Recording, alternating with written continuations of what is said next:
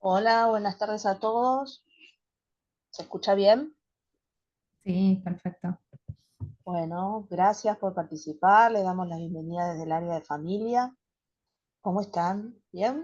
Viernes, última hora de la semana. Vamos, ¿eh? Muchas gracias por Bien, participar. bien. Bueno, estamos, Nobleza Obliga, transitando el mes de agosto. Es el mes de nuestro aniversario del Counselor. Así que muy, muy contentos de tener este tipo de actividad. Eh, Agradecer nuevamente la participación a todos, a los que se inscribieron, a los que les interesa la temática. Veo por ahí que está una persona que es también parte de la comisión. Mi nombre es Karina Rafeto, soy parte de la comisión y también estoy en este momento participando en el área de familia. Dentro de la comisión, bueno, está también mi compañera Elba.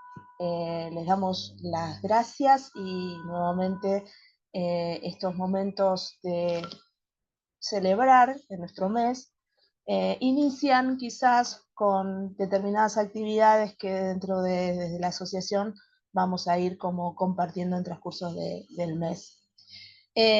Hoy particularmente nos convoca esta actividad que es parentalidad en tiempos de hiperconexión. Compartirles que la actividad está más o menos aproximadamente entre una hora y media, y lo que les voy a compartir de quien hoy nos va a facilitar esta actividad, lo anoté porque es largo, ¿sí? Lo chequeé con ella antes porque me parecía que era muy largo, pero bueno, es María Ángeles Castro Sánchez.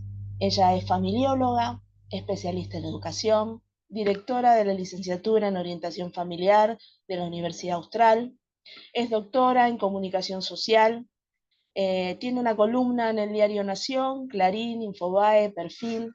Ella también es la autora de Dimensiones Cualitativas de la Parentalidad. Hoy ella nos va justamente a hablar de esta temática de la parentalidad. Agradecerles también a mis compañeras, Marcela, Graciela, Miriam, que pertenecen al área. Después, en el transcurso de la actividad, ellas seguramente las van a estar saludando, o si la quieren saludar ahora, como ustedes quieran. Pero sin más, me gustaría abrir un poco a mis compañeras o María Ángeles, como te parezca mejor.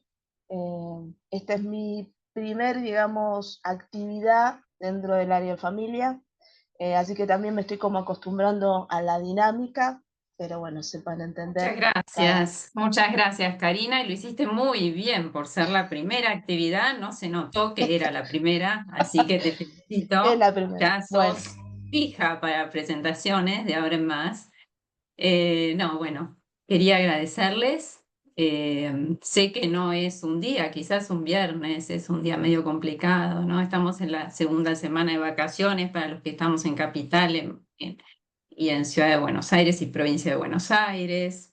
El interior no, ya terminó esa etapa, pero bueno, familia, vida, se complica. Les agradezco mucho el interés, ¿sí? Además que puede ser un tema que nos convoca y que nos preocupa, ¿no?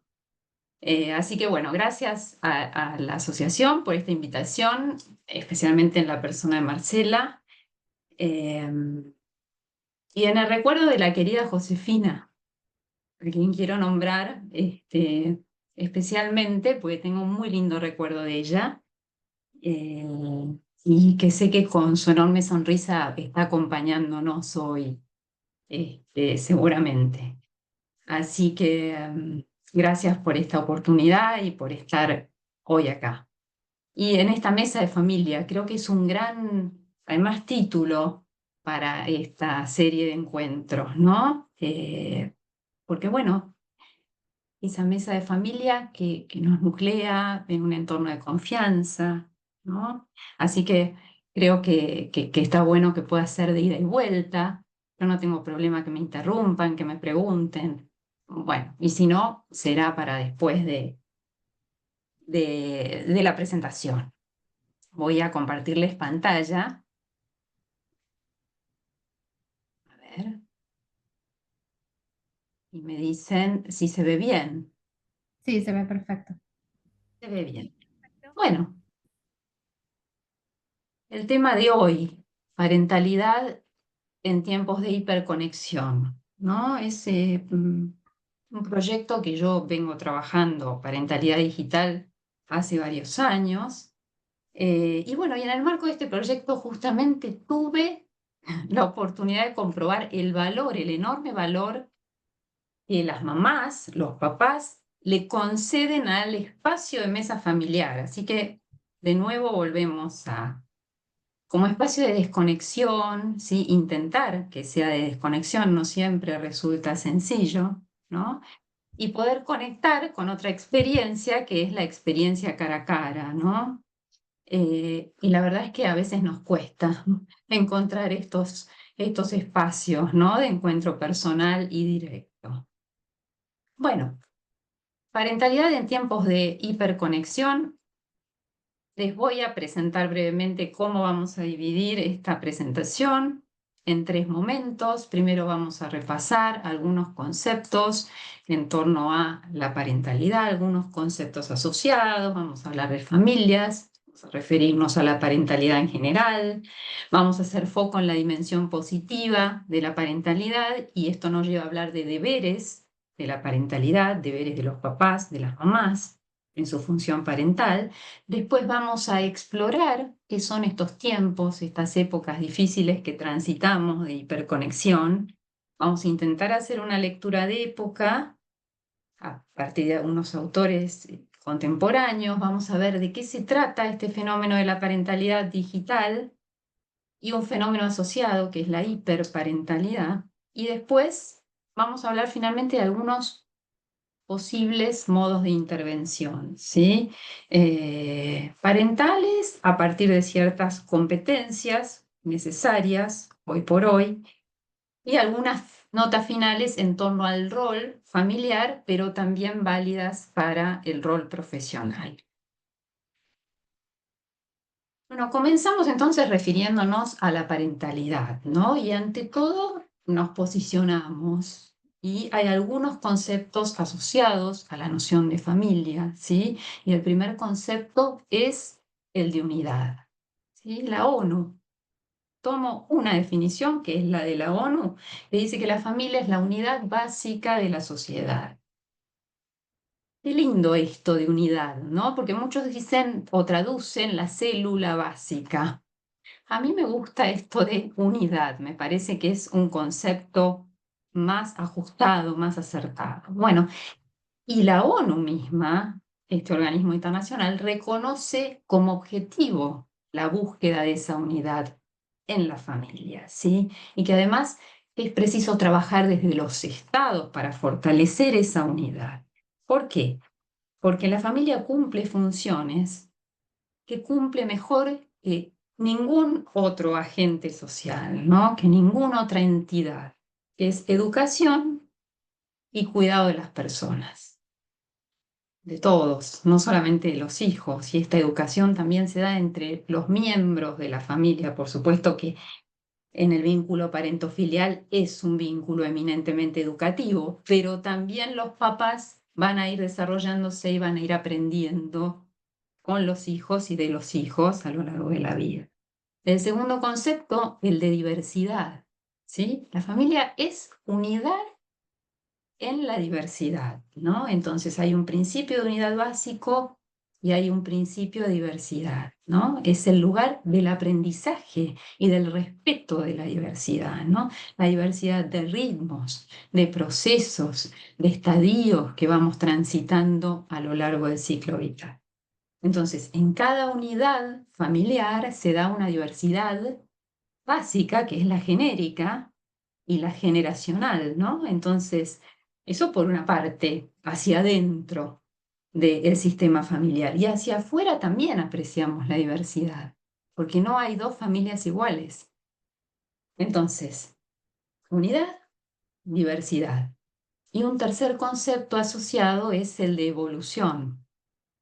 Las familias como sistemas abiertos, ¿sí? Como Estas unidades de diversidades están en permanente desarrollo, en permanente evolución.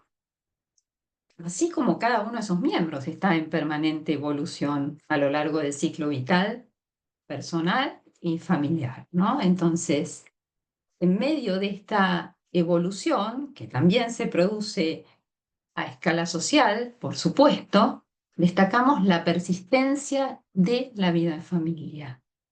En cada familia, en cada unidad, en la diversidad. Y lo destacamos como modelo y como referencia.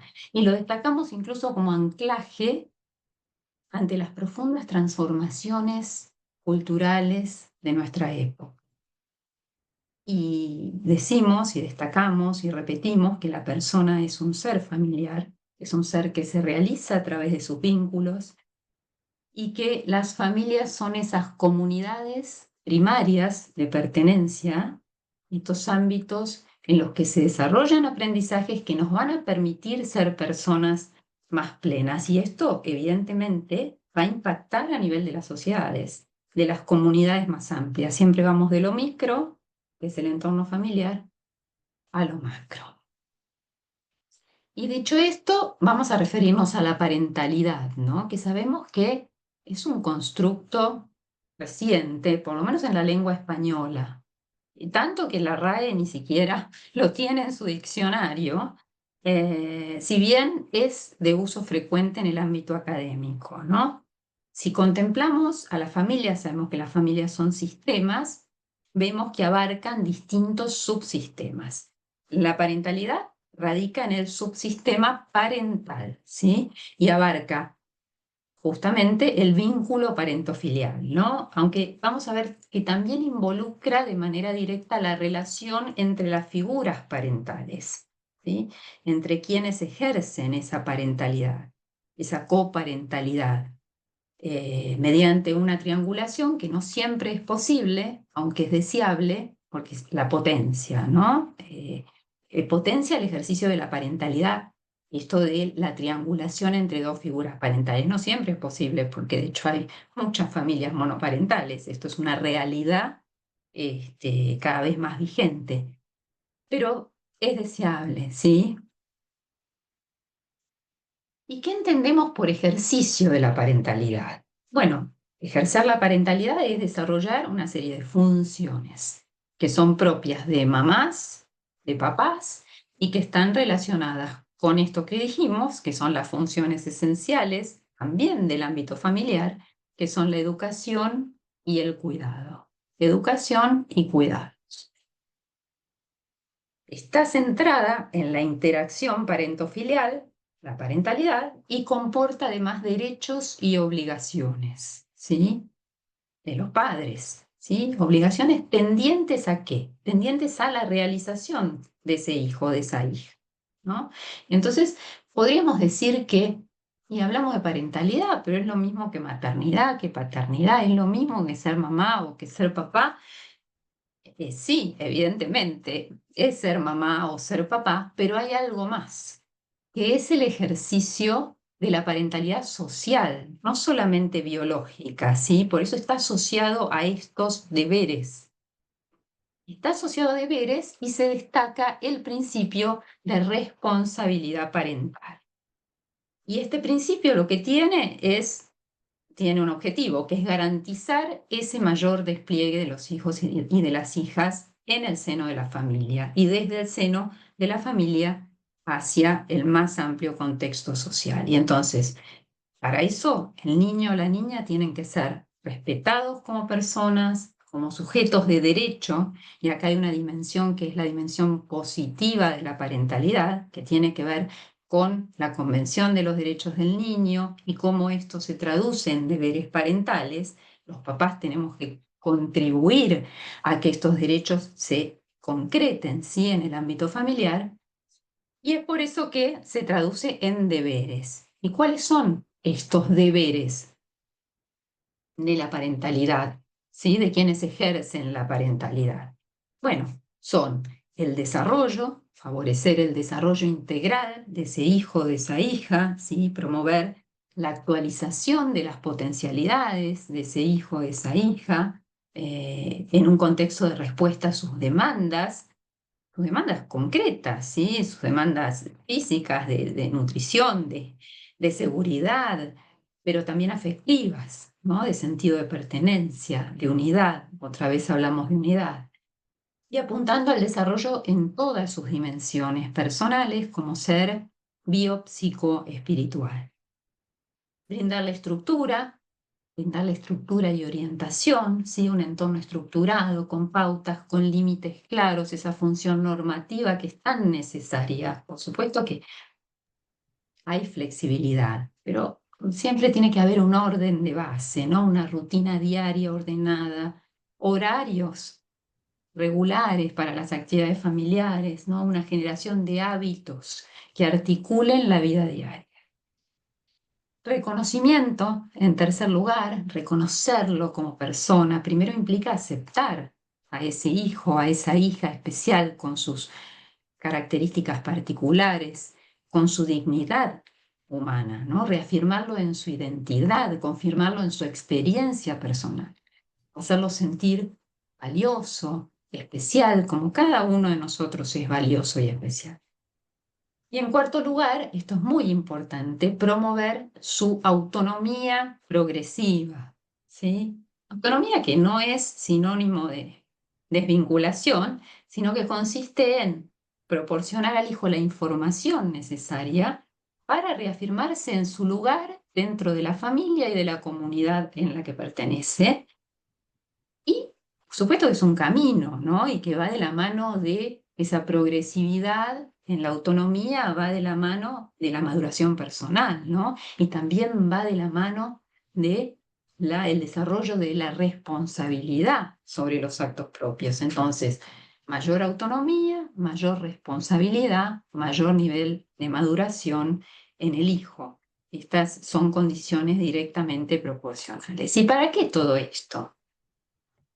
Bueno, para enculturarnos, para hacernos parte de una sociedad contemporánea, ajetreada, ¿sí? Desafiante, un contexto complejo y afrontar el porvenir, ¿no? Entonces, vamos a ver algunas pinceladas de estas sociedades actuales y de estos tiempos de hiperconexión, ¿sí? Hay un teórico, un sociólogo alemán, que es Ulrich Beck, que él dice, hoy por hoy lo que tenemos que hacer es, los que quieren teorizar, falleció hace unos años, pero bueno, es válido, sigue siendo válido. Un gran sociólogo de la London School of Economics, profesor en la Universidad de Múnich. Hay que hacer teoría diagnóstico. ¿Por qué? Porque las cosas cambian a tanta velocidad, tanta rapidación vivimos, que tenemos que ensayar respuestas a fenómenos que nos atraviesan y que no alcanzamos a comprender del todo, ¿no? Respuestas básicas como ¿dónde estamos? ¿Dónde estamos parados? ¿Hacia dónde vamos? ¿Qué entendemos de este ritmo frenético y de este mundo en el que vivimos, ¿no? Ensayar respuestas y hacernos nuevas preguntas también, ¿no? Hacernos buenas preguntas. Entonces, Ulrich Beck introduce también el concepto de sociedad de riesgo. Y esto es muy actual, ¿no? Las sociedades que habitamos hoy sobrevuela la idea de riesgo, ¿no? Y él lo define como un estado intermedio entre la seguridad y la destrucción, ¿sí? Un estado como de amenaza constante que las personas tenemos que gestionar. No es un estado de catástrofe, pero tampoco es un estado de seguridad plena. Entonces, es como un estado de alerta permanente en el que tenemos que anticiparnos y gestionar este riesgo, ¿sí? Y es más, él dice, la sociedad ya no se organiza en función de lo que tiene, por ejemplo, riqueza, recursos naturales, sino de lo que podría perder. La vida, la salud.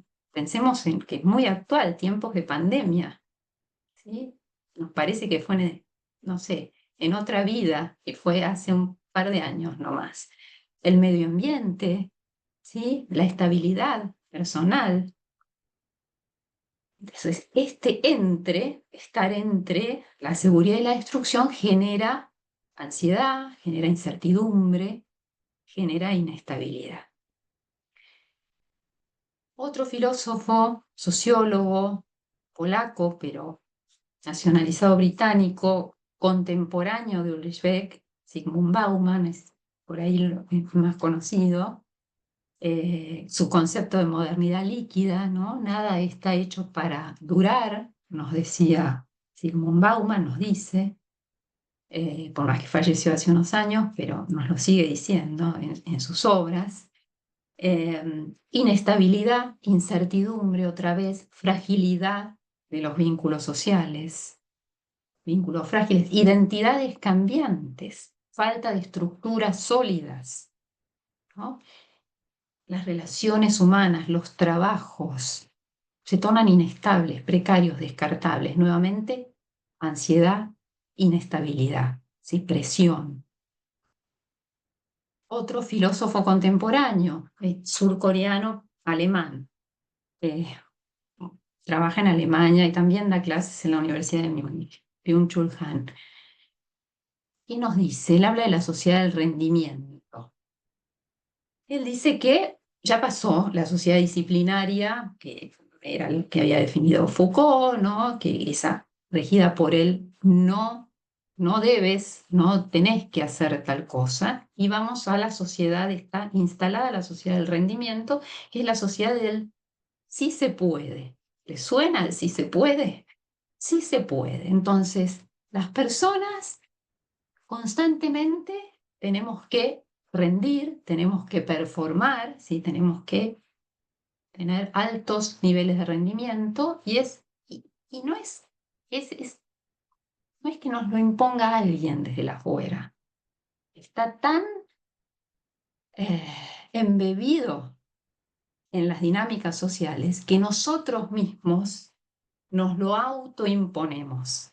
Y por eso es un mecanismo hasta casi perverso, según dice, porque es la explotación de uno mismo por uno mismo, ¿no? De estar corriendo siempre para performar bien. Hay que rendir, hay que medir, otra obsesión de la época, medir todo, medir los impactos, medir, ¿sí?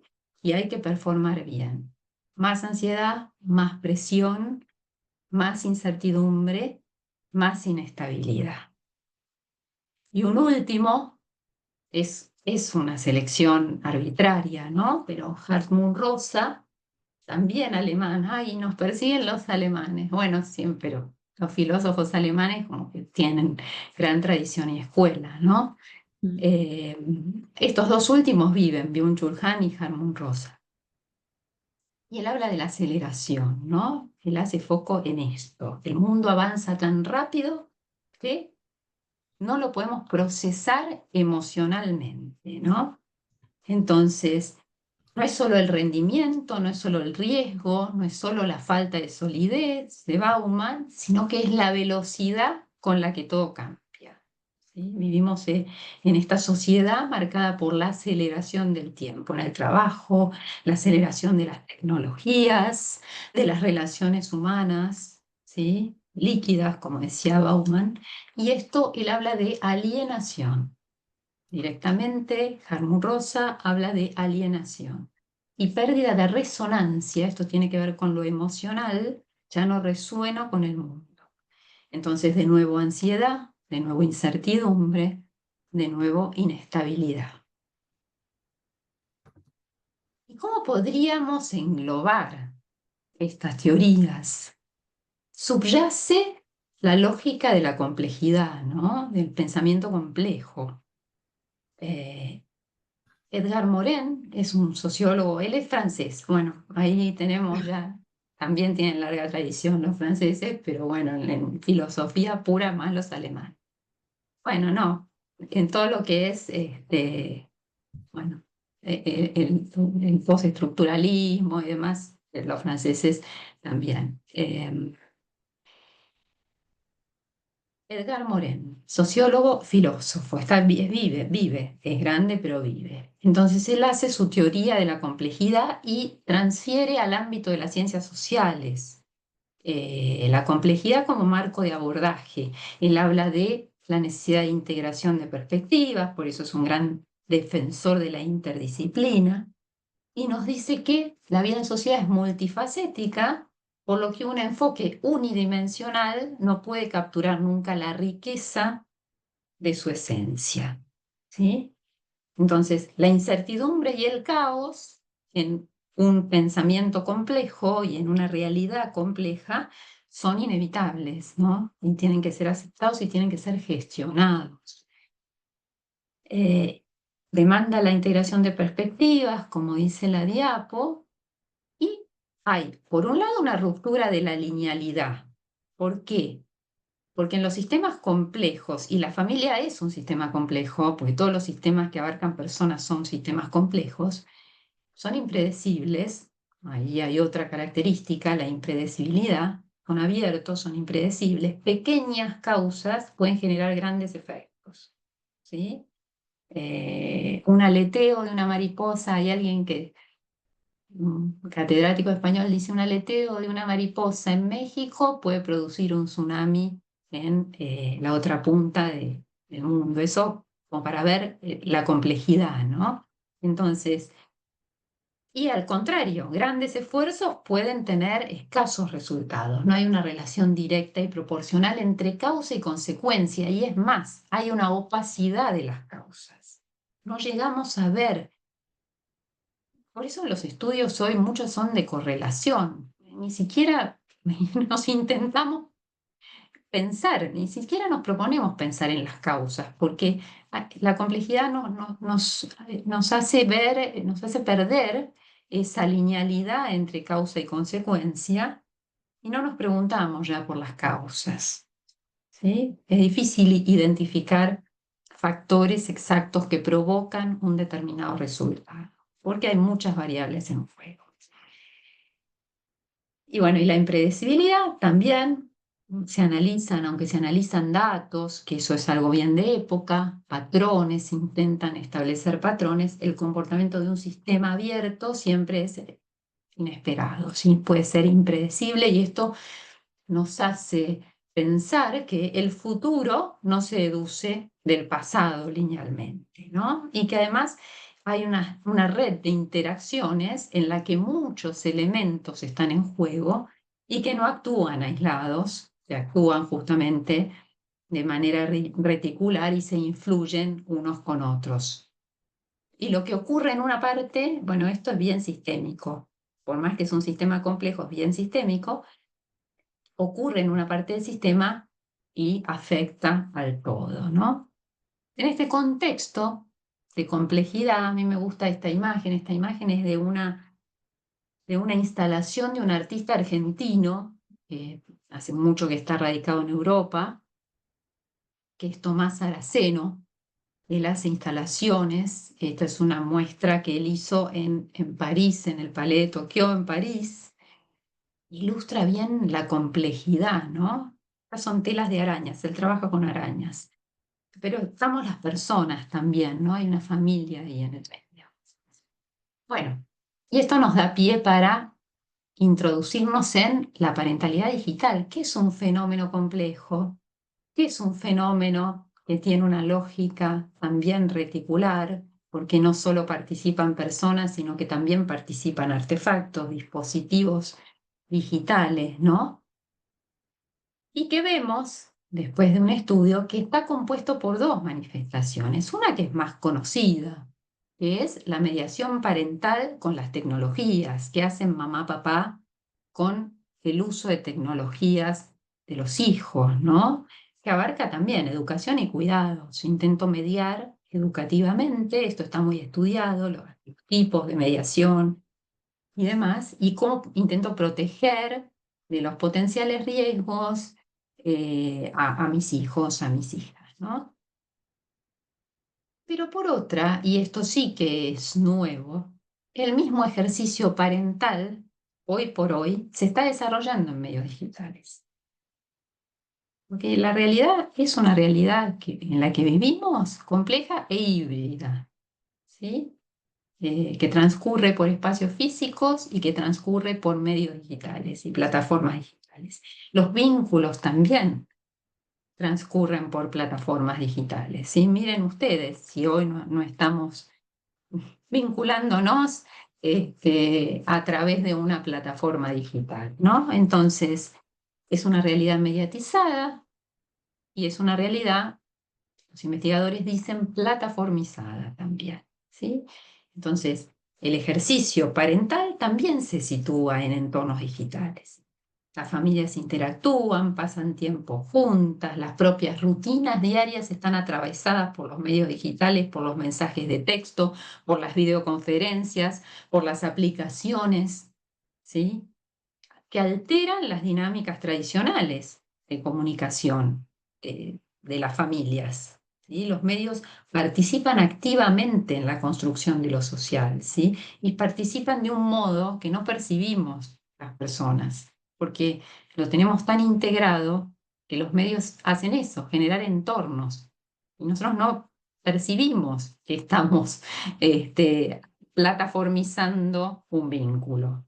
Bueno, esto sería como una abstracción y sería una definición teórica, pero que en realidad es así. Y es más, eh, hay una autora holandesa, Joseph van Dijk, que dice que las plataformas sociodigitales no son solo mediadoras, es decir, no están mediando en una relación entre dos personas, sino no están facilitando una relación entre dos personas, sino que están moldeando la performance de esos actos sociales que allí se están desarrollando. ¿Por qué? Porque una plataforma digital puede favorecer un tipo de comunicación y puede obstaculizar otro tipo de comunicación. Entonces, en todo eso quiero que pensemos, ¿sí? Porque es así, es parte de nuestra realidad cotidiana, el usar WhatsApp, el usar redes sociales. Entonces, ¿qué tipo de comunicación y qué tipo de interacciones favorece la plataforma WhatsApp, por ejemplo? ¿Y cuáles obstaculiza? ¿Sí? Eh, bueno. Dicho esto, quiero que vayamos a ver qué está pasando en las familias hoy con relación a esto, a la parentalidad digital y al uso de tecnologías y a esta plataformización. Vamos, quiero en un ping-pong para ir relevando algunos temas, ¿sí? Algunas preguntas y respuestas. Esto hagamos como teoría diagnóstico, ¿no? Como nos dice Ulrich Beck. Sí, bueno, voy a hablar un poquitito. Sí, No, no, sí. no, que me pareció interesante porque, o sea, todo me parece súper interesante, pero esto de la realidad plataformizada, ¿no? Una definición y un acercamiento de cómo nosotros desde nuestra labor, desde el counseling, que siempre es como más del estar, del humano, del vínculo, y cómo esta parte positiva de poder continuar en contacto con personas que antes tal vez en otras épocas uno hasta perdía el rastro porque no sabíamos para dónde se iban en el mundo, y hoy podemos seguir el rastro como que es algo positivo, pero a la vez nos acostumbramos tanto a eso que los que tal vez estamos viviendo en el mismo lugar o en la misma ciudad, consideramos que tal vez eso es mantenemos el vínculo y perdemos el tal vez, tenés 5 minutitos para un café, no sé, ¿no? Como Ujú, ujú. un poquito Bueno, porque justamente se favorecen unas formas de interacción y se pierden otras, o no se pierden, pero se obstaculizan, tal se cual. difuminan. Por supuesto que las personas, esto no es unos contra otros, los diseñadores de plataformas y los usuarios. Los usuarios tenemos un enorme poder también de ir modificando y las personas somos creativas, ¿sí? Por esencia somos creativas y entonces podemos generar usos que no estaban previstos en el diseño original. De hecho, así van evolucionando las plataformas, ¿no? Tal cual. Van coevolucionando con sus usuarios. Sí, ante las Eh, necesidades que se manifiesta para el uso. tal cual. Ujú, exactamente, exactamente. Es más, como siempre hay finalidades comerciales en todo esto, también Mm, se ve cuál es la necesidad o cuáles son los aspiracionales de esos usuarios como para ofrecer ese servicio. Entonces, no son ellos contra nosotros, sino que es una evolución conjunta. Por supuesto que, bueno, después sí hay intereses comerciales, datificación, todos estos extractivismo de datos, todas estas cuestiones que obviamente existen también, pero bueno, también es cierto que hoy por hoy, como estamos viendo, las dinámicas son híbridas, las dinámicas sociales son híbridas y en el ámbito familiar también son híbridas, ¿sí? tal cual. Y esto nos pone ante ese paradigma de complejidad que decimos que es el que decanta y define nuestra época, ¿no? Eh, el ejercicio parental se complejiza. Se Ujú. complejiza. Sí, Uno a veces, piensa que el hijo está, bueno, por más que sea un recurso trillado, la serie adolescencia, sí, el hijo está en su habitación, decían los padres, y yo no me podía imaginar todo lo que estaba pasando eh, en sus dispositivos, ¿no? Y en su vida, en definitiva, porque por eso yo siempre digo que lo virtual es real, no se opone virtual a real, se opone a físico. Lo virtual es parte de la realidad de tal los cual. seres humanos.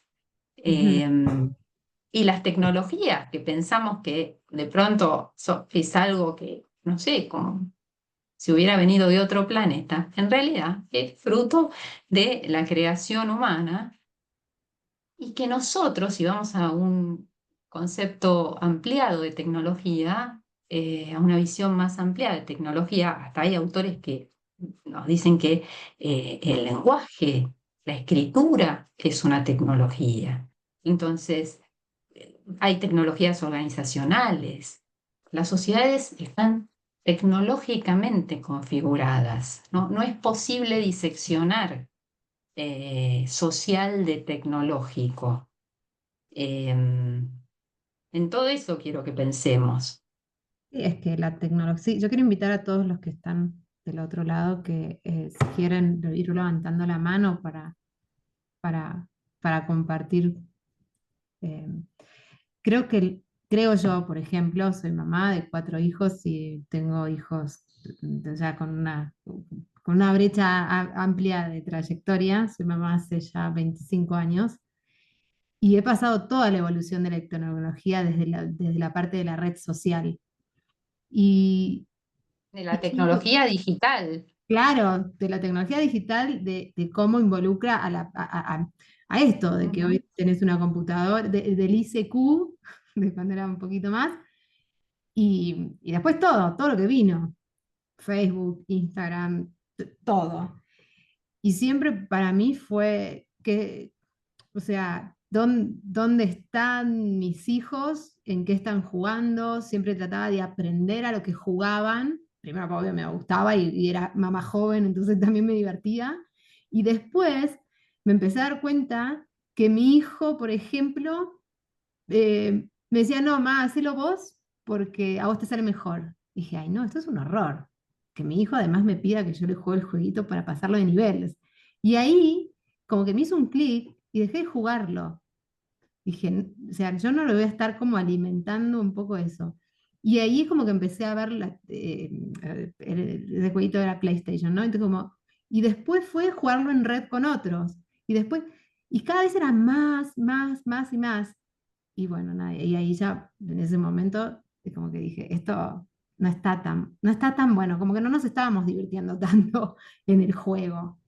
Eh, y bueno, Pero estaba buenísimo que vos pudieras jugar con él. sí, Eso, pero es lo que se aconseja, digamos, es el, sí, es el co-view y el co-play. el estar con los chicos en las redes y en los espacios, tipo los dispositivos de juego también, porque pensemos que juegan de una forma distinta a cómo jugábamos nosotros, ¿sí? Tal cual, Con otros elementos, con otras tecnologías. Nosotros jugábamos con otras tecnologías, quizás más analógicas, pero el estar es importante.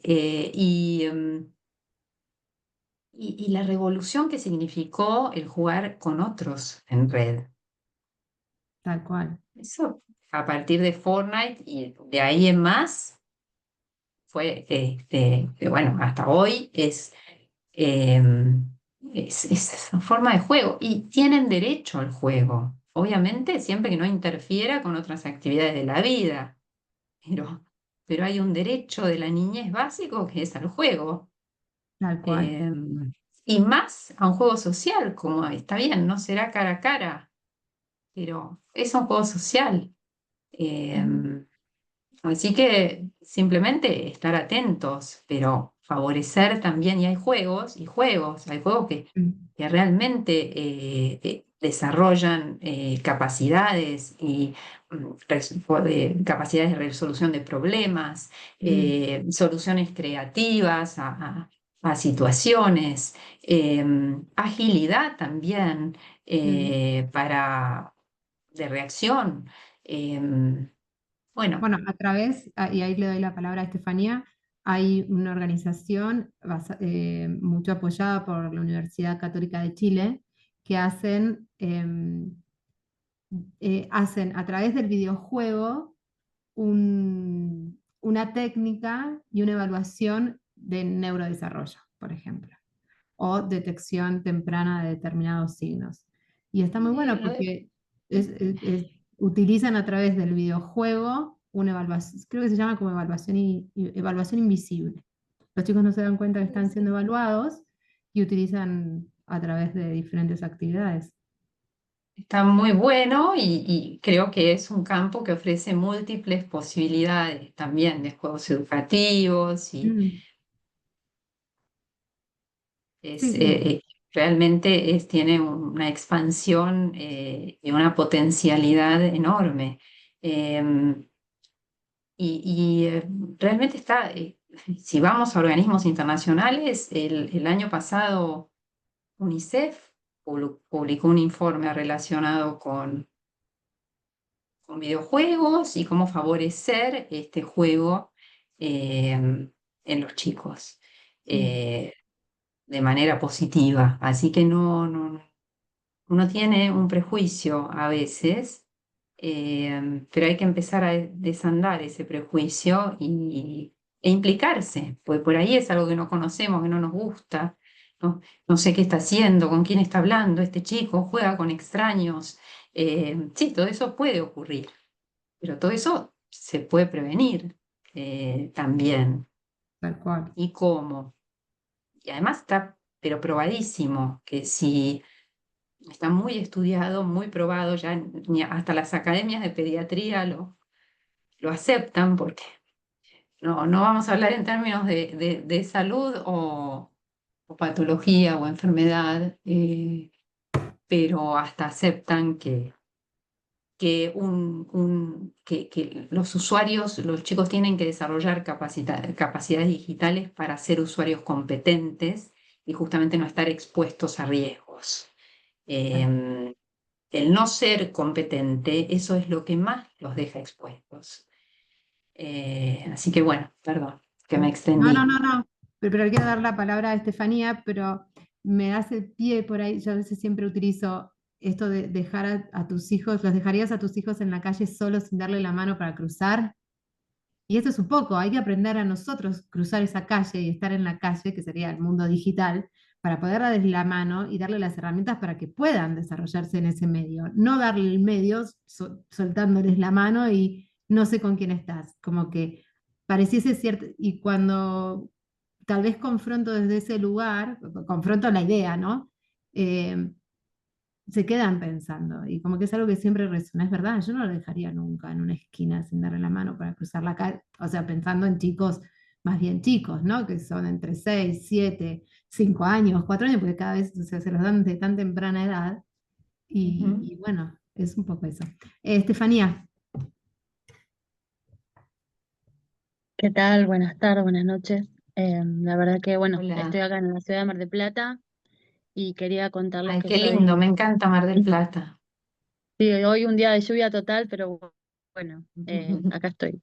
Quería agradecer todo esto que estoy aprendiendo porque es muy interesante verlo desde un lugar más amplio para poder también nosotros ampliar nuestro conocimiento y nuestra percepción del mundo que vivimos.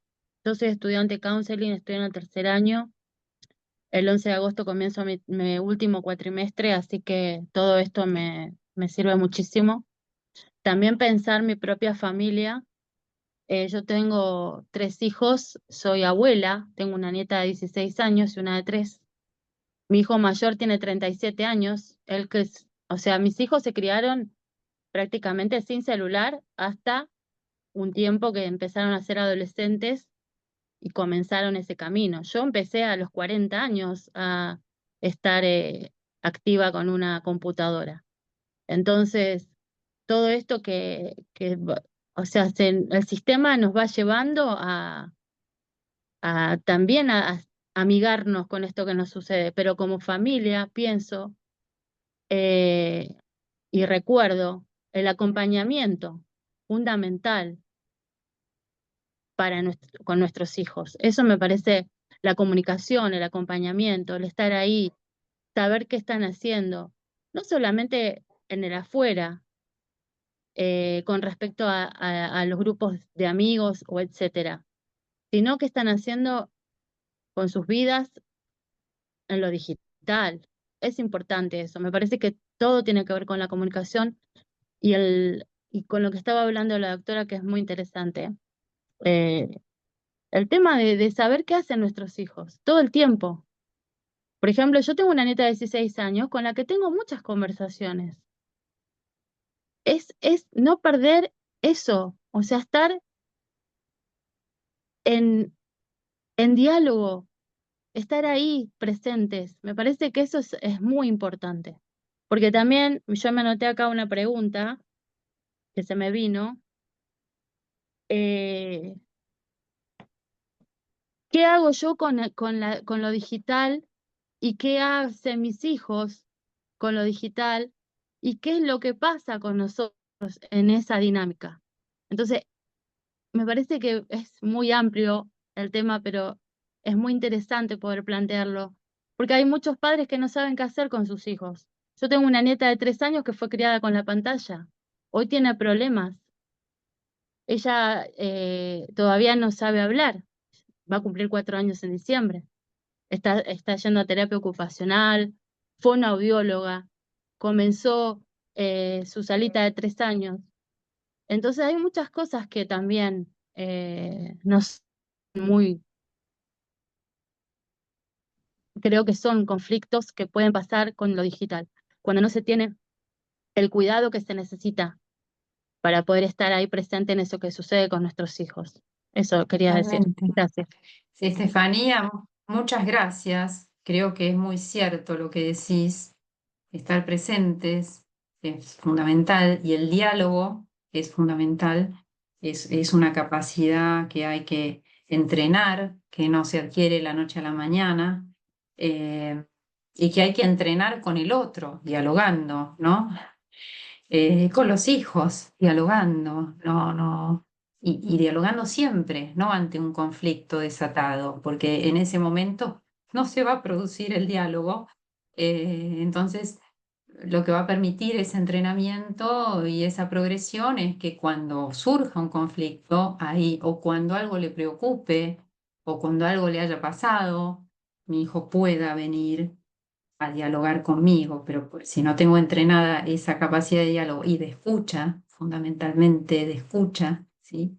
Cómo escuchar a mi hijo, eso es fundamental. Salir un poco de mi mirada de adulto, ¿no? De mi adultocentrismo e intentar ir hacia él y ponerme un poco, empatizar, ponerme un poco en el lugar de él o de ella.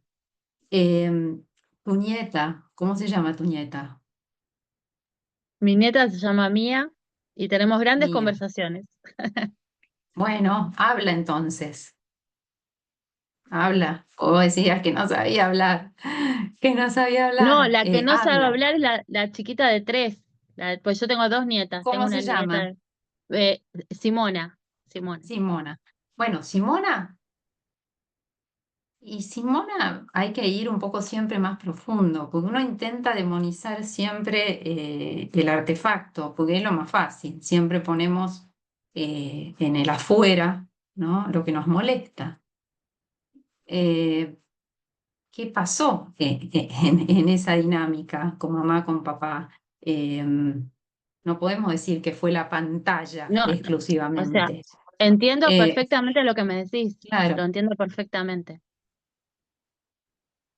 Sé se corta un que tiene que poco. ver con o sea, con la responsabilidad parental, obviamente. Son los adultos responsables los que tienen que hacer, o sea, la capacidad de estar con esa crianza y saber qué es lo que sucede. Pero bueno, yo soy la abuela y muchas cosas no puedo intervenir porque no me dan el lugar. Esto se Y los no, estoy y tu contando a rol es ustedes porque otro. es lo que vivo Ujú, desde afuera. ujú, ujú. Bueno, muchas gracias. Gracias. Gracias, Estefanía. Lucía. Lucila, soy yo. Lucila, discúlpame, pero justo se me No, fue tu nombre porque puso. no hay problema. Sí, bueno, nada, gracias a todos por estar presentes y gracias a a esta charla, a esta propuesta. A mí, más allá de todo lo que hablamos, o lo que hablaron y que presentaron, hay un tema con respecto a la relación parental y las nuevas tecnologías que tiene que ver con la comunicación, ¿no? ¿Cómo cambia esta comunicación digital, que no siempre es desfavorable? Yo recién escuchaba a Estefanía que hablaba de estar presentes, y muchas veces a través de la tecnología también estamos presentes. Creo que hay que separar lo físico y presencial de lo que es acompañar en estas nuevas épocas tecnológicas que a todos nos atraviesan, desde todos nosotros. Si tenemos un trabajo fuera de nuestro hogar, seguramente estamos relacionándonos con otros a través de la tecnología. Y es un canal de comunicación. Creo que hoy es muy importante, es uno de creo que es el canal más importante, el digital, porque es el que nos mantiene como en esta velocidad y con rapidez para poder estar más presentes. Entonces, un poco lo que tomo es esto de que también estas tecnologías nos permiten comunicarnos diferente con ellos, con nuestros hijos en estos casos, obviamente, y es la forma que ellos aprenden a comunicarse. A mí me pasa, yo también tengo hijas grandes y adolescentes, y muchas veces nuestra forma de comunicarnos sobre un tema más complicado o difícil es a través de la tecnología, porque les permite a ellos abrirse mucho más a una distancia sin tenerte físicamente, y es la puerta que te abre para después sentarte y conversar de ese meme que te pasaron medio ahí camuflado que dice otra cosa, de ese posteo Ujú. que se hizo en una red social o en un estado de WhatsApp. Es es como llamadores de comunicación que aparecen desde los adolescentes, donde se sienten tal vez un poco más eh, o menos expuestos con comenzar determinadas conversaciones o plantear determinados asuntos de forma implícita o explícita. Y eso es parte de la comunicación parental. Creo que la tecnología hoy vino Totalmente. para armar esto, ¿no? Como esta dinámica, que es lo que hablaban recién acá, es una dinámica que se presenta y que abre también la puerta para poder comunicarse. Por eso digo que no todo es tan malo en la tecnología. Totalmente de acuerdo, Lucila, ¿no? Suscribo todo lo que dijiste. Y también el tema de la presencia, que siempre asociada a lo físico, hoy por hoy la presencia puede ser remota. Pues, digamos, yo estoy presente en este momento, en este espacio, ¿sí? Y compartiendo con ustedes. Entonces, hay distintos tipos de presencia, tanto que hasta para las carreras virtuales y online, el Ministerio de Educación y la CONIAU hablan de distintos tipos de presencialidad remota, distintos tipos de presencialidad. Bueno, esto es así. Estoy presente acá, estoy presente cuando estoy en línea, en el WhatsApp. Entonces, todo eso, y cuando también, a ver, también hay situaciones que no se daban antes, como por ejemplo las geolocalizaciones, como las familias, algunas, no es mi caso, pero yo conozco muchas familias que están constantemente todos sincronizados y geolocalizados, por cuestiones de seguridad, por cuestiones, bueno, las comunicaciones ante movilidad física, cómo eso se mantiene la comunicación cotidiana a través del grupo de WhatsApp familiar, de la videollamada, bueno, de todas las funcionalidades que esta plataforma habilita. Eh, Así que totalmente de acuerdo, creo que sí, que favorece ciertos modos de comunicarse, quizás más veloces también, más acelerados, más solapados, porque quizás estoy hablando con uno y hablando con otro, ¿no? Y hablando con el que está acá y hablando con el que está lejos, manteniendo varias conversaciones al mismo tiempo. Pero bueno, sin duda, estamos comunicando todo el tiempo, estamos comunicando y esto viene, por eso no se valora, no lo valoro en términos negativos, no, mucho, muy por el contrario.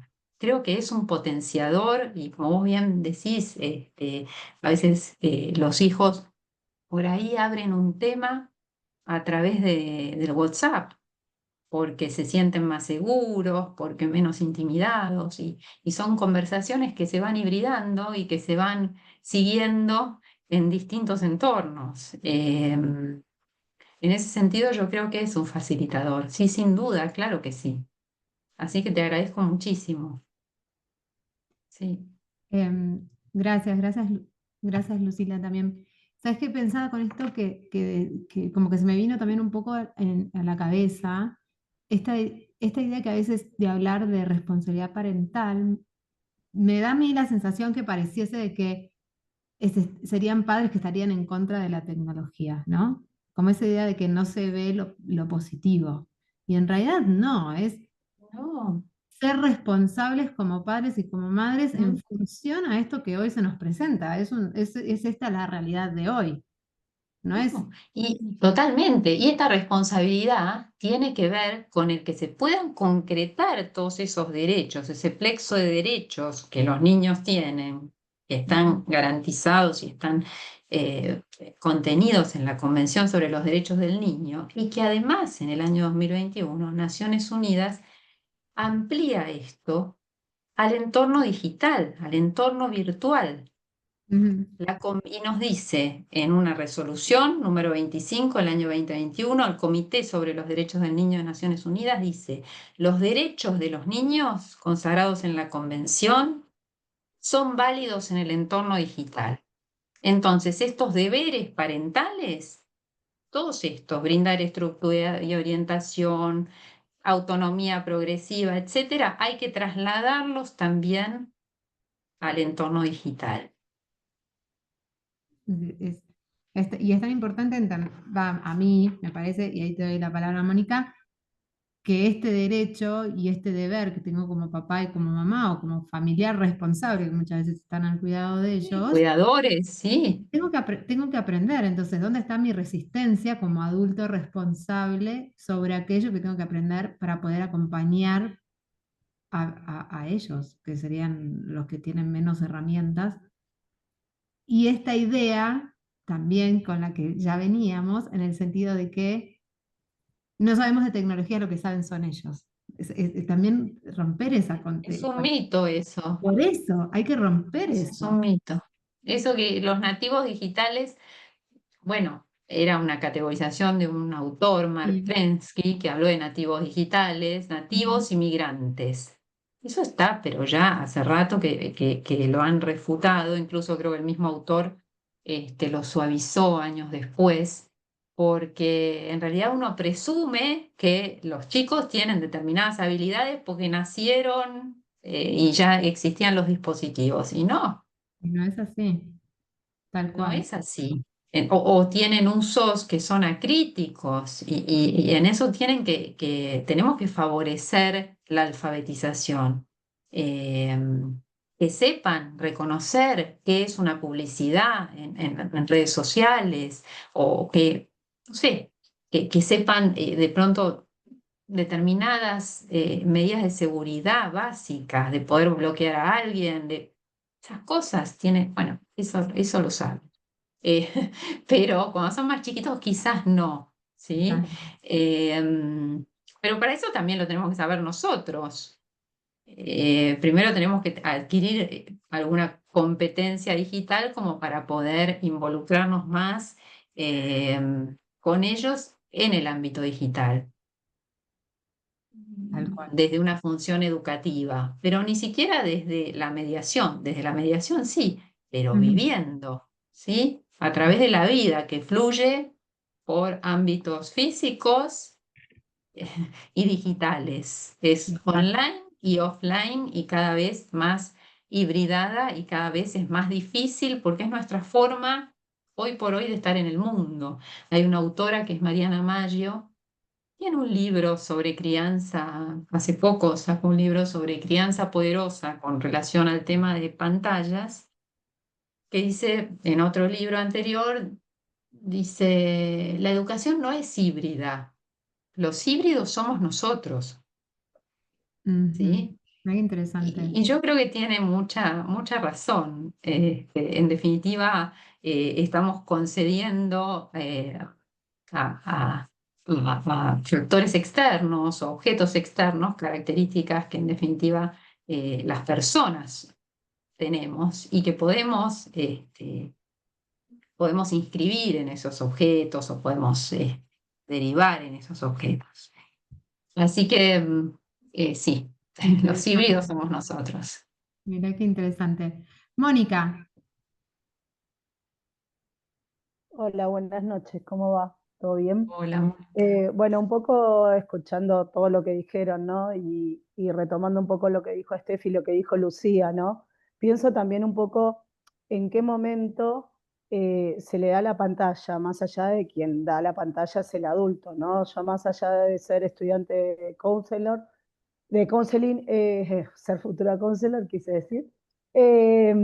Trabajo como docente en el área de natación y me pasa que mientras los chicos de 1 año están esperando, no sé, llegan 20 minutos antes de poder entrar al vestuario para cambiarse, lo primero que hacen los padres, y tenemos un sector de juego y eso, es sentarlos en una silla y darles el celular, ¿no?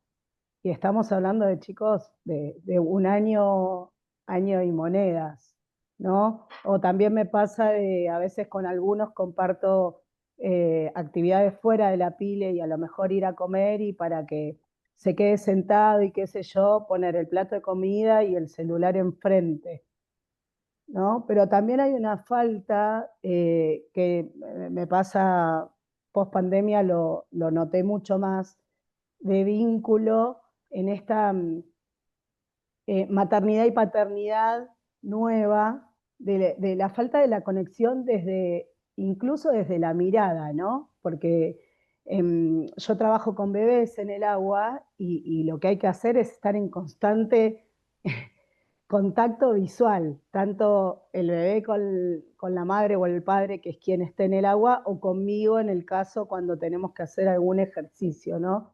Entonces, cuando llego a tener cierta confianza con algunos padres, a veces llego a la pregunta de por qué eligieron ser padres, ¿no?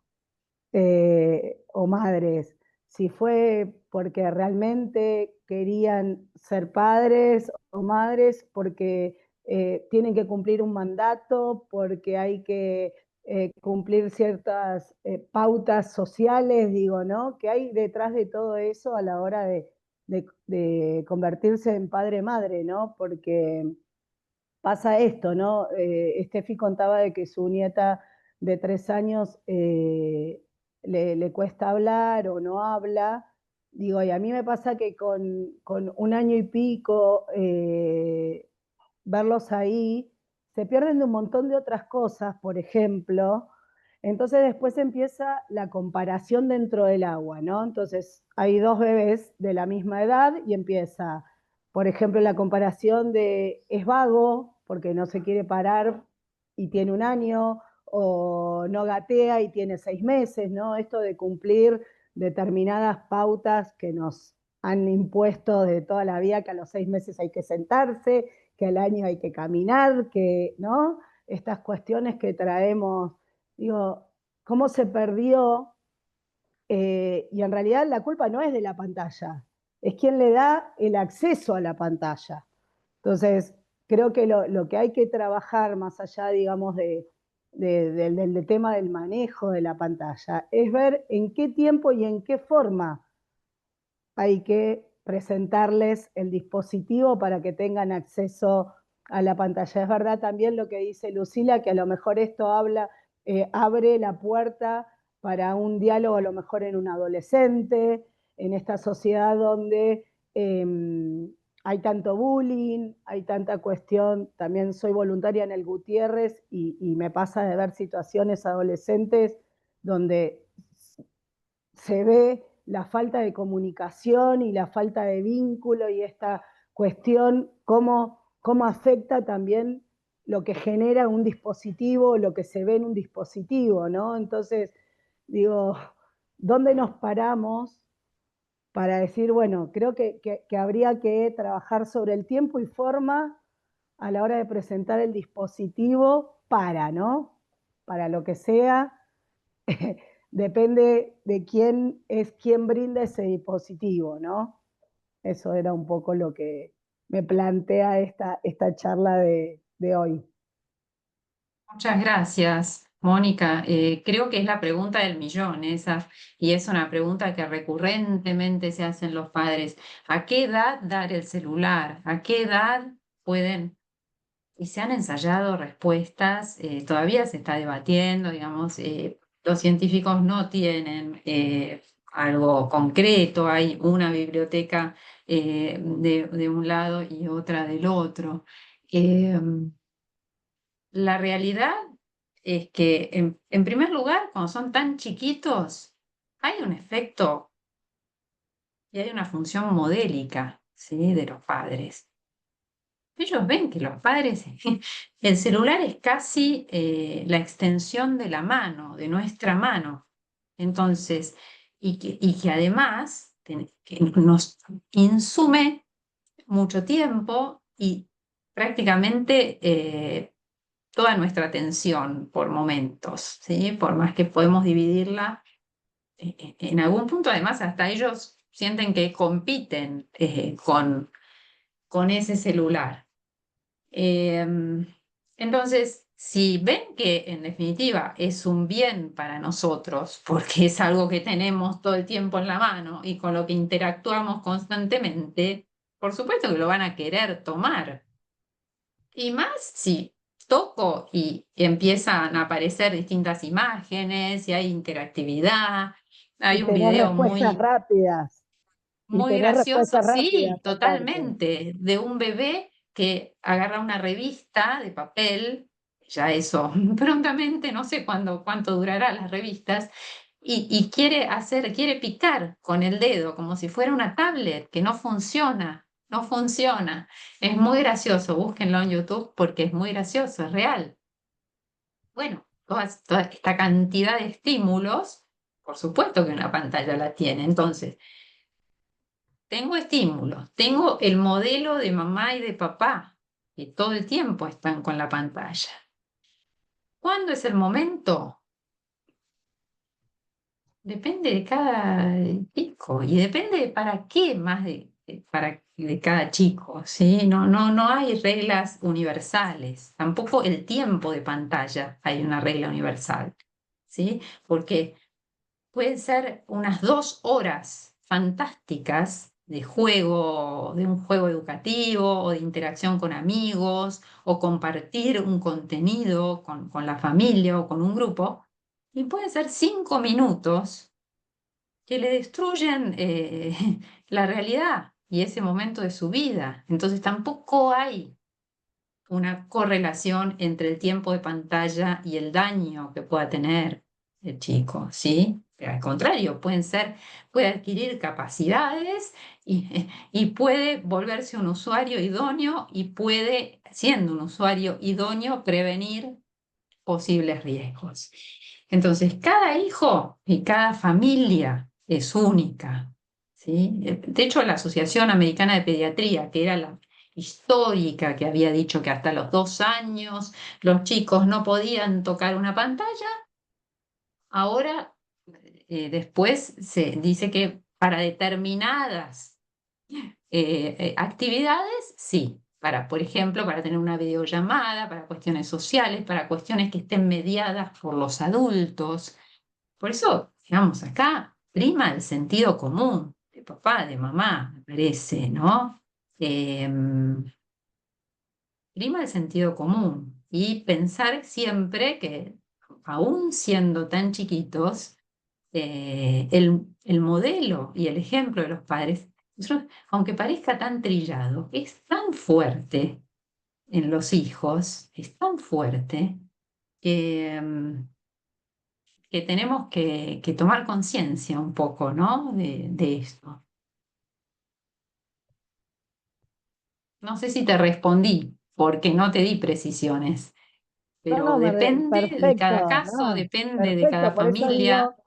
No hay que digo, demonizar ni no hay que ir a los extremos. Yo creo que un uso balanceado, que siempre es lo más difícil, pero estando atentos, papás y mamás, creo que se puede lograr, ¿no? Y tratar de sacar un poco la presión, porque hoy por hoy papás y mamás también están como muy presionados por todo el exceso de información circulante, que si el hijo, esto, ¿no? Que no agarre la pantalla, ¿no? Que coma tal cosa, ¿no? Que a tal hora, ¿no? Que el dormir. Y los influencers que además tienen, digamos, cada uno su receta y que muchas veces son contradictorias. Entonces, este exceso de información ejerce una presión porque pone la expectativa del ejercicio parental por las nubes. Y yo seré buen papá, seré buena mamá. ¿Cómo saco a este chico adelante en este contexto? Es muy difícil, sí, pero creo que no sé si es más difícil que en otra época. Es ocupándose, estando atentos, ¿sí? Tratando de educar en hábitos positivos. Eso es de la historia, ¿no? Y eso vale tanto para la vida online como para la vida offline. Eh, Desarrollar el carácter, formar el carácter de este chico, ¿no? Que desarrolle virtudes, entonces que tenga determinadas rutinas que favorezcan este, su estabilidad emocional, ¿no? Cosas de sentido común, ¿no? Sí, a mí como de esa parte, por ejemplo, en la consulta, a veces como que los padres ante esa presión vienen como con una situación muy extrema. Bueno, entonces, ¿qué hay? A veces esperan que la respuesta la dé uno. Y, y en realidad nosotros no, o sea, desde el área de familia y de crianza, no hay una respuesta específica, porque hoy en los medios tenemos de todo, estudios que dicen que a partir de los 10, estudios que a partir de los 12, que no es recomendable, o sea, hay de todo. Entonces, yo pienso que cada uno de nosotros como adultos responsables dentro de cada una de estas familias, cuando vemos cómo se van desarrollando estos niños y estas niñas dentro de las familias, nosotros sabemos perfectamente cuál es como el timing en general. Y también, en relación a lo que decían, a mí siempre me gusta preguntarme también, ¿qué familia quiero yo? ¿Qué padre quiero ser yo? ¿Qué madre quiero ser yo? Y en función de eso veré si es la tecnología sí o la tecnología no, o si es el tiempo en pantalla o no. ¿Qué me gusta a mí? Hace poco también, en otra situación también en consulta, por supuesto hay situaciones que nos interpelan, entonces decir, yo quiero compartir con mis hijos. Para mí no hay nada, crecen muy rápido. Entonces, está bien que cada uno tiene su situación, hay gente que puede, hay gente que no, pero si tengo poco tiempo, porque trabajo muchas horas y eso me demanda mucho, si yo estoy 1 hora con el teléfono mirando Instagram, me estoy perdiendo 1 hora de compartir con mis hijos. Sea cual sea, con pantalla o sin pantalla, me estoy perdiendo de compartir. Entonces, ¿qué le gusta jugar a mi hijo? Si le gusta jugar a un jueguito, bueno, trato de aprenderlo un rato. Y después saber qué me gusta a mí como mamá jugar con mi hijo o con mi hija. Yo como mamá me hago muchas veces estas preguntas para poder entrar en su mundo, porque si ellos están en su mundo y yo estoy en mi mundo, ¿cuándo se unen estos mundos? Si no sé qué le gusta a él y él no sabe qué es lo que me gusta a mí. Entonces, creo, por lo menos a mí me gusta siempre Sí, pensarme eso como mamá, que a lo mejor porque sí, yo sea sí. mujer no tengo que, qué sé yo, a mí no me gusta cocinar, pero si a mi hija le gusta cocinar, bueno, pongo las ganas y cocino. A ella le gusta arte, bueno, trato de, y a mí no me gusta. Bueno, y mamá, ¿y qué te gusta a vos ahora? Entonces también me gusta que ella me conozca o que ellos me conozcan a mí. Eh, Comparto, Marce, un poco lo que están en el chat compartiendo pues, algunas personas. dale. Estefanía dice neuronas espejo. Alejandra López dice, me parece que hay una edad para todo y eso implica también a la virtualidad. Hablamos de alfabetización digital, cuando quizás deberíamos de hablar de alfabetización parental digital. Me encanta. Lucila, Sí, toda la conversación va tomando un rumbo que para mí es interesante levantarlo a la reflexión. Yo siempre uso una frase que es que las personas que estamos acá como padres o como parientes de niños somos una generación bisagra. Somos la primera generación en este auge tecnológico que nos toma por completo. Nosotros crecimos, creo que todas las que estamos acá, por lo menos las que veo en cámara, con un teléfono de tubo donde teníamos que esperar que alguien nos llamara, coordinar para 3 días después a una hora específica en una esquina y rezar que llegue. Pasamos de eso a hoy, en este momento, estar en una charla con personas que no nos conocemos de diferentes partes del país, gracias a la tecnología. Entonces, siendo esta generación bisagra que siempre converso, digo, esta presión de la que hablaba, lo que hablaban recién, que tenemos los padres, es real, es real. Siempre, nunca, en ningún momento de la historia los padres nacieron sabiendo ser padres, claramente, todos tuvieron dudas, pero nosotros no solo tuvimos que desaprender un montón de maneras de comunicarnos y de relacionarnos, sino que volver a aprender nuevas para poder estar inmersos en esta sociedad de la que pertenecemos. Entonces, la presión que nosotros en esta generación como adultos responsables tenemos sobre nuestros hijos o sobre nuestra familia es muy grande, es muy grande. Entonces, lo traigo a la reflexión más que nada para también pensarnos en eso, ¿no? Ese autocastigo que nos hacemos de que debemos constantemente tener la fórmula secreta de cómo hacerlo cuando nosotros estamos aprendiendo también constantemente a relacionarnos, a vincularnos, a comunicarnos a través de la tecnología. Es más como una reflexión que una pregunta, pero digo, hay mucha presión puesta sobre los adultos con el tema de las tecnologías y claramente debemos ser responsables en la crianza, como en cualquier otra época, pero nosotros también estamos aprendiendo. Nosotros tuvimos que desaprender y volver a aprender, que no es nada simple ni sencillo. Sí, Lucila, gracias. Es una época compleja, sí. Y sí, hay que ir ensayando, es ensayo y error, ¿sí? Es ensayo y error, es aprendizaje. Los papás, las mamás aprenden a ser padres siéndolo, ¿sí? Y aprenden un montón de sus hijos, además, y a lo largo de toda la vida. Uno no deja de crecer a lo largo de toda la vida y de evolucionar. Así que sí, comparto completamente que no nacimos sabiendo que el rol al ejercerlo se aprende y se perfecciona.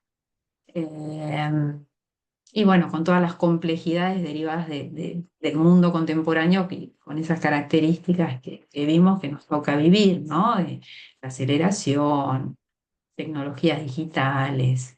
Pero bueno, que cada época tuvo también su complejidad y su espacio-tiempo de desarrollo con sus características particulares, ¿no? Si es mejor, peor, creo que no tendríamos que pensar en términos de valoración. Es el mundo que nos toca hoy y que es el mundo en el que tenemos que insertarnos y que tenemos que criar a nuestros hijos y los tenemos que criar para una sociedad que no con la aceleración, el nivel de aceleración que tenemos, difícilmente podamos imaginar el porvenir, ¿no? ¿Qué pasará de acá a 20 años?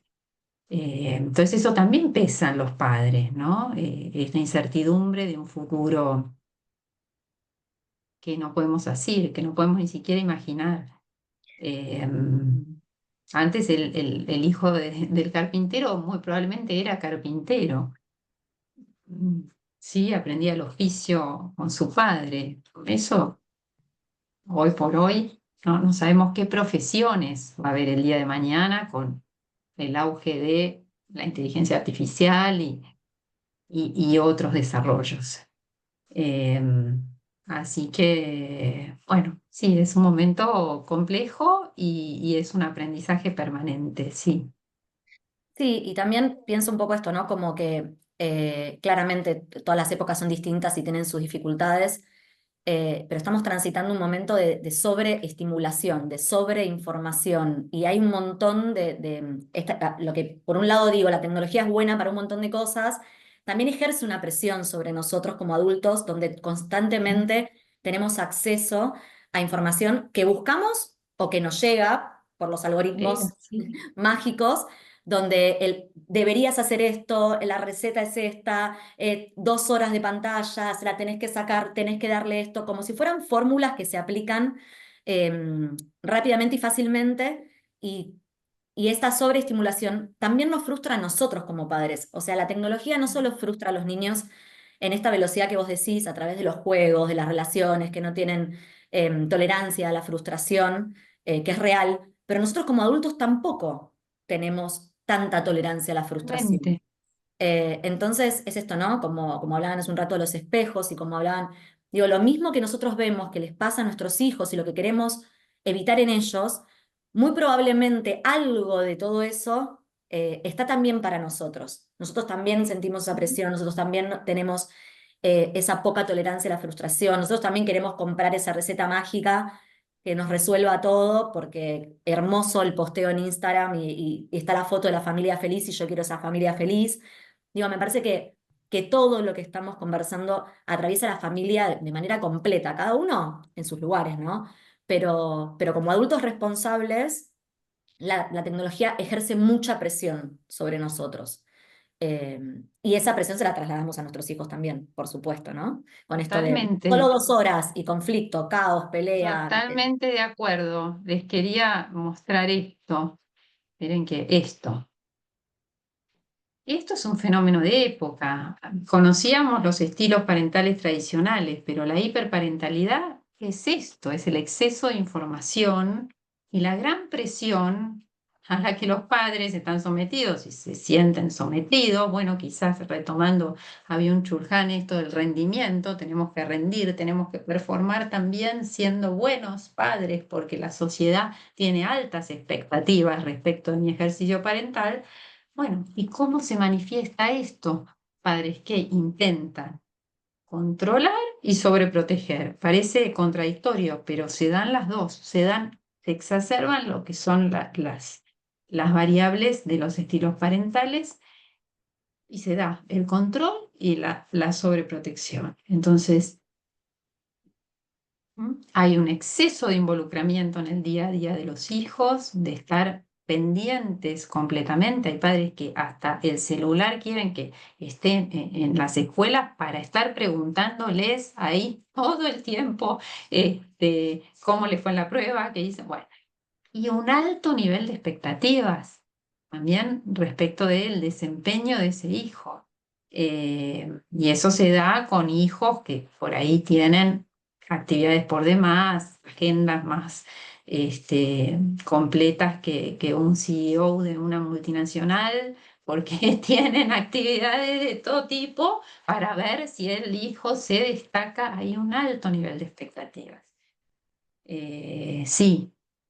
Y bueno, a ver, yo no comparto el enfoque del autor, que es Jonathan Haidt, es un autor muy popular que escribió un libro, La generación ansiosa, que fue muy comentado.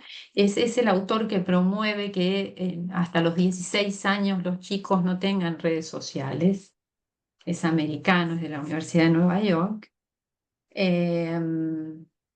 Pero hay algo que sí comparto, que está bien, esta generación puede ser ansiosa, pero también es hija de padres que también desarrollan un alto nivel de ansiedad.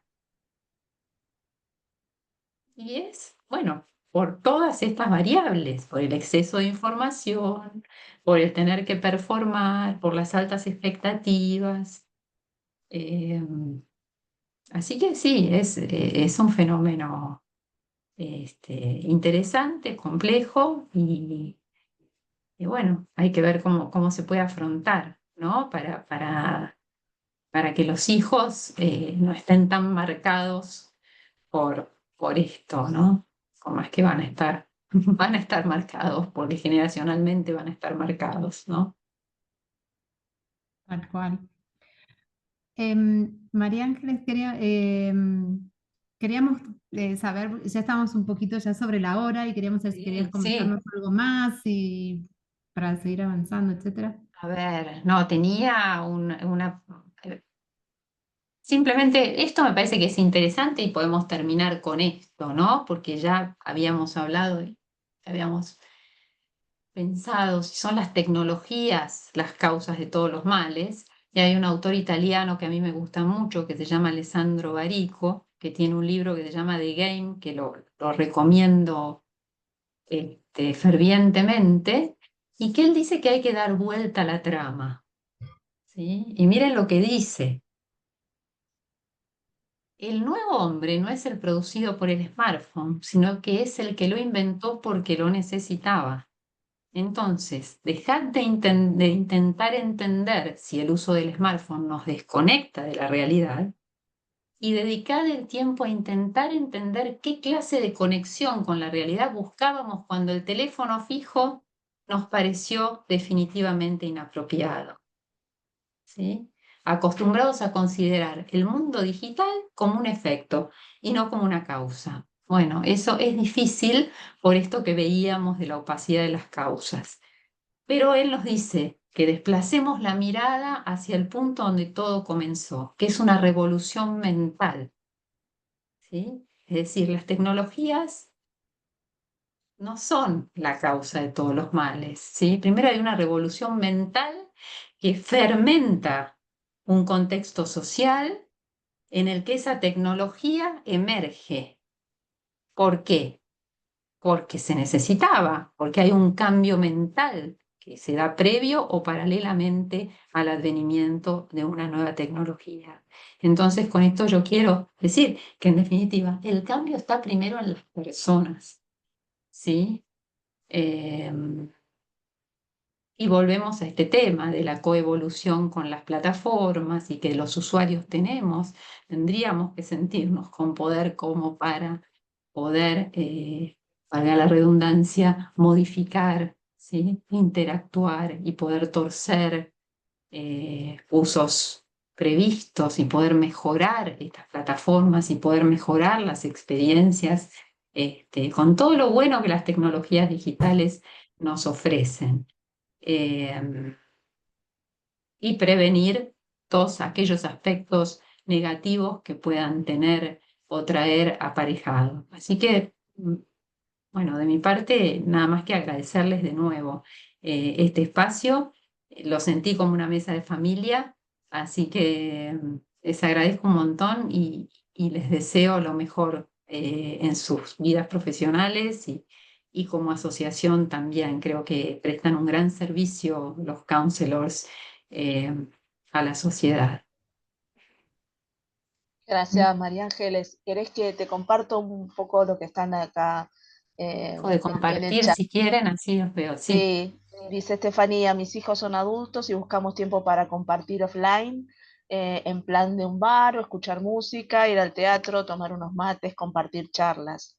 Alejandra dice, es parte del desafío repensarnos y estar abiertos a tomar buenas decisiones y saber también cuándo o qué decir y qué decir no, que no, sí.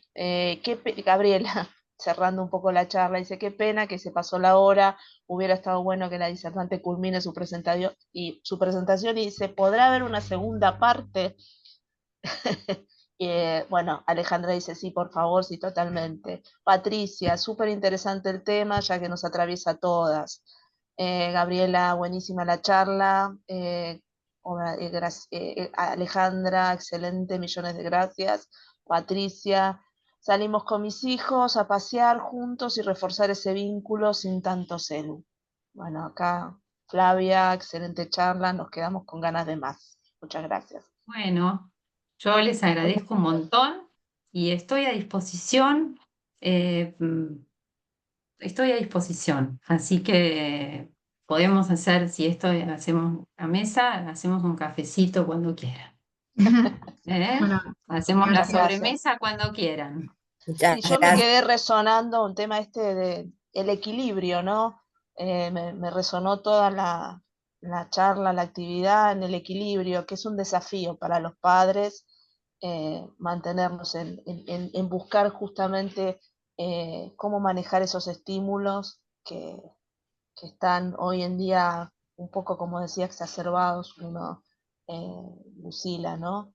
Y me quedó sí. algo que dijiste también, esos espacios que habitamos, ¿no? Que hoy pueden ser híbridos, algo así, y me quedó como resonando, me lleva un poco Bueno, esto. qué bueno, te agradezco mucho. Y sí, el equilibrio, el punto de equilibrio siempre es lo más difícil. Aristóteles ya decía, se puede errar de muchas maneras, pero acertar de una sola. Y ese es el punto de equilibrio. ¿Sí? Entonces imagínense qué difícil es. ¿Sí? Muchísimas Desafío. gracias. Bueno, No. María. de Muchísimas mi parte, gracias.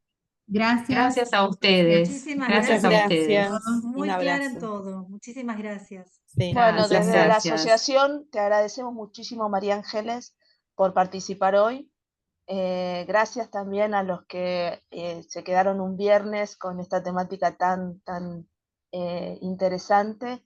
Y bueno, los invitamos a participar en las futuras actividades, a los futuros counselors que estén siempre atentos a estas actividades, que se acerquen a la asociación, que estén presentes. Nosotros estamos siempre abiertos a la colaboración. No sé si Elvita quiere también desde nosotros que somos de la comisión directiva decir algunas palabras. Hola, no, simplemente gracias. Hoy me sumé porque no desde el lugar o el rol eh, de la comisión directiva, sino porque me interesaba la charla, siempre nos alimenta, siempre nos enriquece, siempre nos nutre, y esto que dice Cari de aquellos que nos seguimos formando, como siempre digo, este es un camino de ida. Y todo, aunque no nos especialicemos en esto o en otras temáticas, siempre va a ser un todo para nosotros en esa valijita de herramientas, y la asociación tiene muchos espacios, como la mesa de familia. Acérquense, interiorícense, los invitamos a que también sean parte, ¿no? Porque la asociación la hacemos entre todos. Así que bueno, gracias por permitirme y por el aprendizaje, María Ángeles. Muchas gracias. De nuevo les agradezco y quedo a disposición para Gracias. lo que quieran. Bueno, gracias. Simplemente compartir con todos que María Ángeles, ojalá, te tomo la palabra con con la sobremesa, porque ambas sabemos que esto nos costó 1 año y algo. Así que, bueno, por ahí para el próximo año también consigamos la sobremesa. Sí, cómo no. Sí, Muchas sí, gracias, sí. espero que se haya sentido que esto es una mesa de familia, más allá de bueno, que por ahí no se pudo terminar del todo la presentación, pero esa es la esencia de la mesa, no es un espacio de capacitación, sino es poner un tema sobre la mesa, ponernos en diálogo, en escucha y sobre todo en el desarrollo de nuestras profesiones. Así que muchas gracias y gracias por nombrar a José al principio y gracias a todos por estar. Muchas gracias. Muchísimas Un gracias. abrazo. Gracias, chao. Un abrazo, muchas Buenas gracias. noches. Gracias. Gracias. Gracias.